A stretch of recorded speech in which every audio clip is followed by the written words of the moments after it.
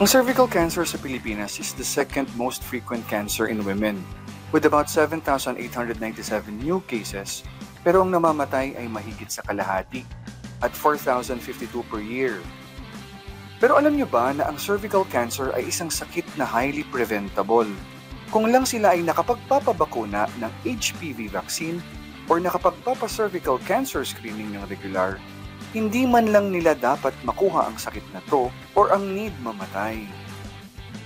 Ayon sa World Health Organization, 1% or 1% lamang ng ating mga kababaihan ang nagpapa-cervical screening, kaya't bunsod nito, 12 or 12 ang namamatay sa cervical cancer dito sa Pilipinas araw-araw.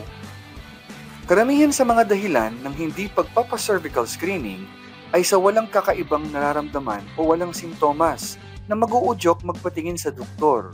Ang sa iba naman ay hindi na nila pagiging sexually active kung kaya't hindi na nila need to get cervical cancer screening.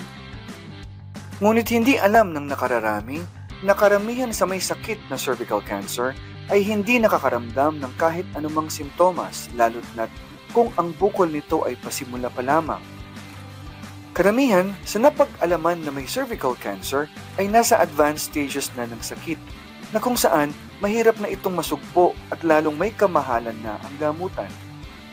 Ang cervical cancer rin ay dulot ng isang sexually transmitted virus na tinatawag ay HPV or human papilloma virus na hindi nag-uudyok ng kahit anumang simptomas. Ang development mula HPV infection tungo cervical cancer ay kadalasang nagtatagal mula 10 hanggang 30 taon. Kaya't kahit hindi na kayo sexually active ngayon, ay need nyo pa rin magpa-cervical cancer screening.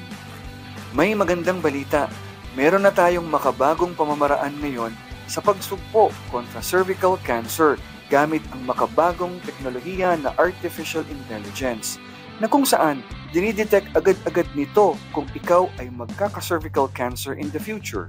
Sa pagsilip during the cervical screening at ang pagkita ng cervical precancerous lesions ay ang pagtuklas na maaari kayong magkaroon ng cervical cancer in the coming years. Sa pagpapagamot ng nasa murang halaga ay tiyak kayong maliligtas mula sa cervical cancer. Dahil rito, hinihikayat namin kayong huwag sintomas ang maging basihan sa pagbisita sa inyong mga doktor, kundi ugaliing magpa-cervical cancer screening kada 3 taon. Laging tandaan, kayang-kaya kung magpasilip ng maaga, tayo na at magpa-cervical cancer screening today.